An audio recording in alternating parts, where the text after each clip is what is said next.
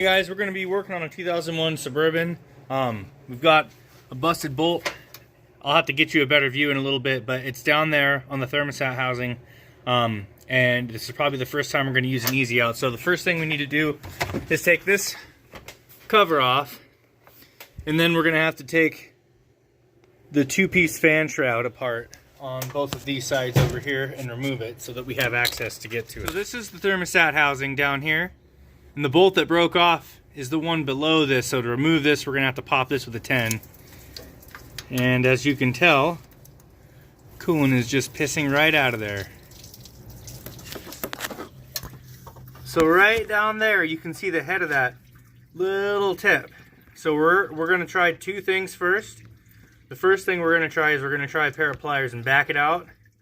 And the second thing we're going to try to do is an easy out and then pull it out. And if that doesn't work, we're going to grab our welder and we're going to weld to the end of it, and then we're going to try to back it out that way. Alright, so we got the fan shroud off. There's a bolt here, a bolt here, there's a retainer clip here, and the same on both of these sides. So now we have better access to try to get to that bolt. So we're going to find out. We're going to find out what direction we need to take to remove that.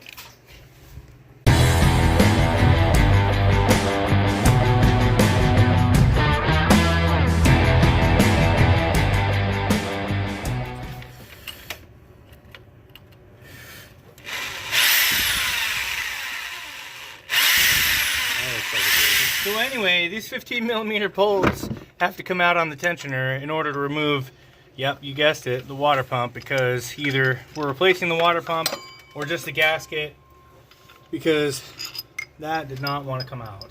So, 1, 2, put that with our parts. You didn't get any of that out. Pull off those hoses. Giddy, giddy.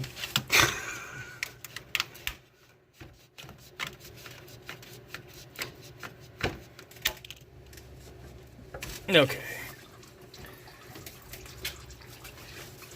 And the key is to just drip as much coolant as you possibly can on everything. That makes everything so much easier. Yeah, a little bit. Okay. Sometimes you gotta come at it hard, if you know what I mean. I got the fan clutch, but I had to do this. So you put it on here and then try to spin this thing.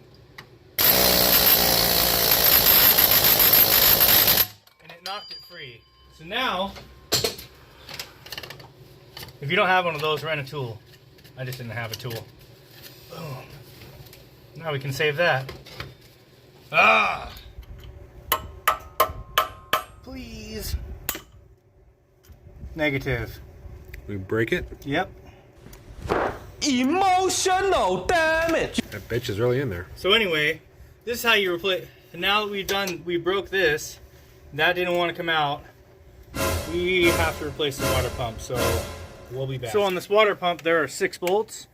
Should be 1, 2, 3, and then you can see 4, 5, and 6. So those 6 bolts have to come out, and then the water pump should come out. I think these bolts are the same size, but if they're not, we're gonna keep them in the water pump.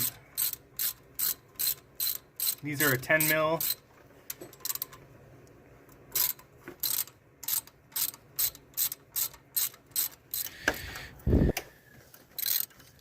That'll do. So it looks like the 3 bolts on the right are all the same size. So it doesn't really matter what order they get put in. I know they're the same pitch thread, they're the same bolt head. Looks like they have the same indentation.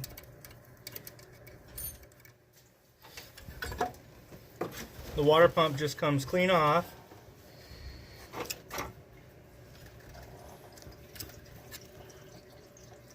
And then we make sure we get, yeah, we'll scrape these surfaces here, clean off everything, and we'll be back. Whoa! Holy Get shit. that on video? Yes, I did. I hit record. When keeping it real goes wrong. What the hell happened? I tapped the trigger. Oh. I got trigger happy.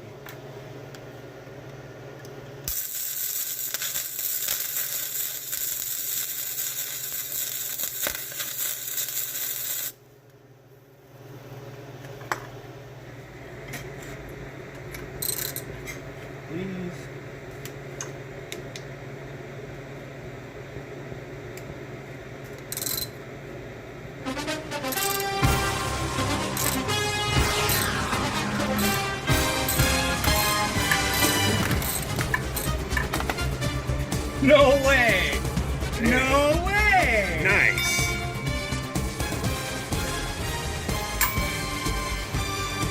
When keeping it real goes right. Oh yeah!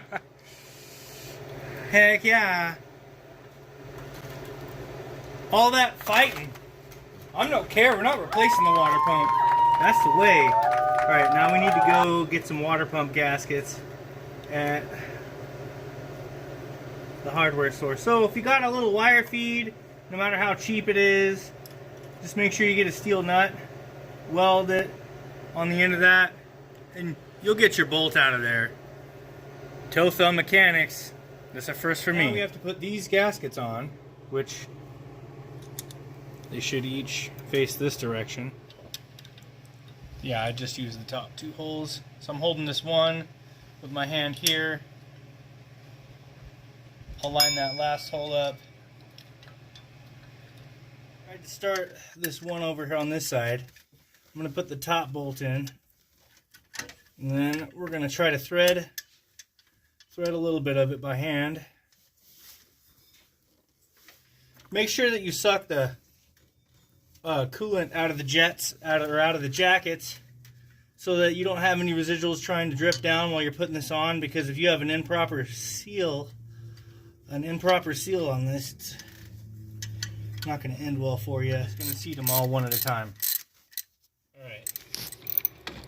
Now, I hate those original hose clamps, so we're not putting them back. They're gone forever.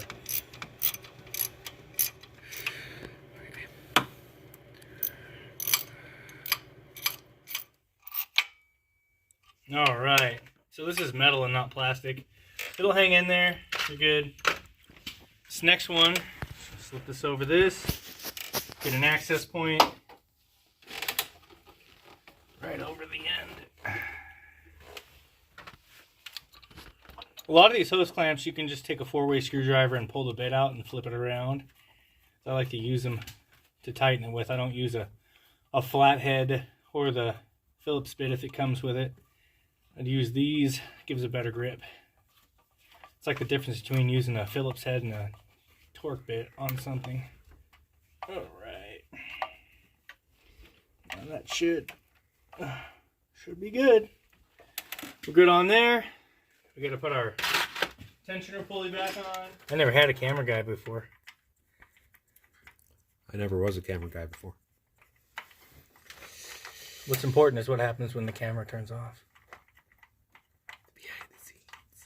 Now these, we've started them so we can drive it with an electric ratchet. Now this isn't torque, this is just seating the bolt.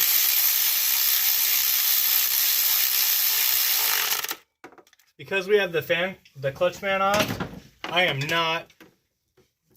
not putting the clutch fan back on until we get the belt, because we're already here and it's going to be a lot easier to deal with. Alright. You just do that. Alright. Because who wants to replace the water pump? Not me. Are you able to see that? If not, Yeah. you can come around. Yeah, okay. I can see it. So we got soap and water in a bucket. And you just want to make sure that you clean the belt off in between the grooves. Don't put it back on wet, so that's what the towel's for, obviously, to dry it off. I can't tell you how many times I've had to deal with squealing belts. And a lot of the time, this is kind of the go-to. But because coolant dumped all over this thing, we need to make sure this thing is cleaned off and dried properly. So we're going to go back and we'll clean the tops of the pulleys. And I may use brake cleaner on those surfaces because it evaporates. Other option.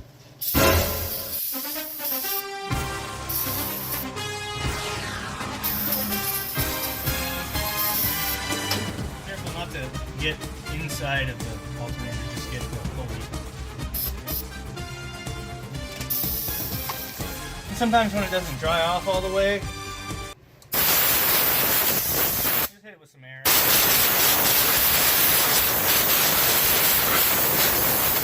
Serpentine belt routing goes around the crankshaft, over the water pump, and then it goes down to the power steering pump, up to the alternator, the idler pulley, and the tensioner. Without looking and without remembering, I figured that out pretty quickly. Reattach the clutch fan, which should be pretty straightforward. Of course, we are talking about Chevrolet. At least it's not Ford. True. So get the hose out of the way. So that's good. I'll give it a tiny tap with your mom. Sure. There we go. It's good enough. So now, set it in. A bit of here. And then there's this little quick release. Lets it go. Now it's good. So next we got to put the half of the fan shroud back on. So we're going to have to sneak it around that hose. I guess you can, hindsight, I probably should have just pulled the hose off and done it that way. So yeah, next time just keep the hose on.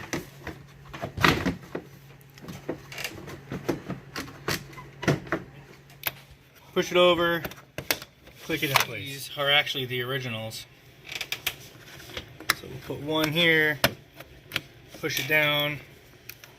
And there's one clear back in the corner right here. Push that down.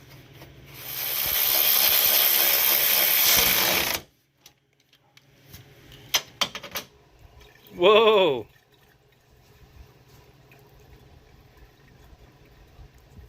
Alright, so we filled the reservoir. We're going to give her a start. Probably keep filling her. Alright, clear your hand and starting it.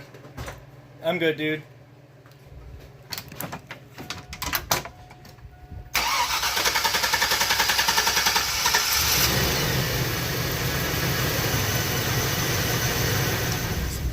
So while we're waiting for this to heat up, which it's gotten pretty close, you guys can see that check engine light, right? Well, let's give her a scanner. Alright, what is it? Engine misfire. Cat system efficiency low. Engine misfire. Ah, that's lame.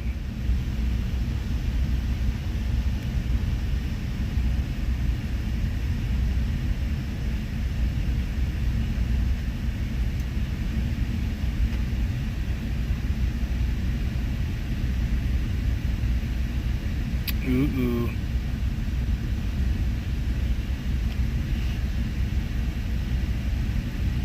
Level's good. What's the temperature like in the cab?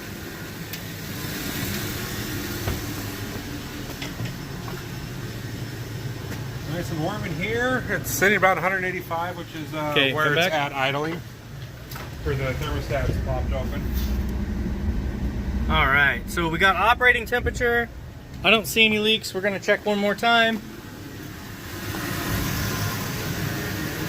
Most of the residual leak underneath should be just residual. I'm going to check against here. I don't see anything leaking on that gasket. And then I checked over here. If you look against the timing cover, there's nothing leaking there. And then we're going to check one more spot where the thermostat housing is, where it was leaking before. Not really seeing it leak there. We'll have to watch from underneath in a little bit, but I think we got it, guys. So that cylinder misfire did not go away. These are iridium tips. I think we have a 1 misfire slightly every so often. It may not show up now, but it might. I don't see it now. And 8's gone. So I want to show you why 8 was misfiring. And what I'm going to do is I'm going to pick a plug that's over here. Okay, so when we pulled the plug, this is not the one, but when we pulled the plug out, the tip of that, I couldn't even measure with my gapper. It should be at 040. Now you can't gap these plugs. You can't gap these iridium plugs with a gapping tool. But if you're really careful, you can take a pair of pliers, and I'll just show you real quick. So you want to take the electrode and don't touch it, and just take this piece and grab it and pull it upward. And if you can gap it at 040, you won't have to replace the plug. This worked. It didn't touch the tip, it didn't ruin the tip. No misfires on cylinder 8. Not seeing any. Yeah, I think we're good. Just double check your plugs, because we went and we did a coil swap. So we swapped 6 and 8. I didn't change anything. None of that mattered. Pull your plug out, check your plug, make sure it's gapped right, make sure it's not fouled out, and it's not. So I think we're all right. Like and subscribe, my guys. Thanks for watching.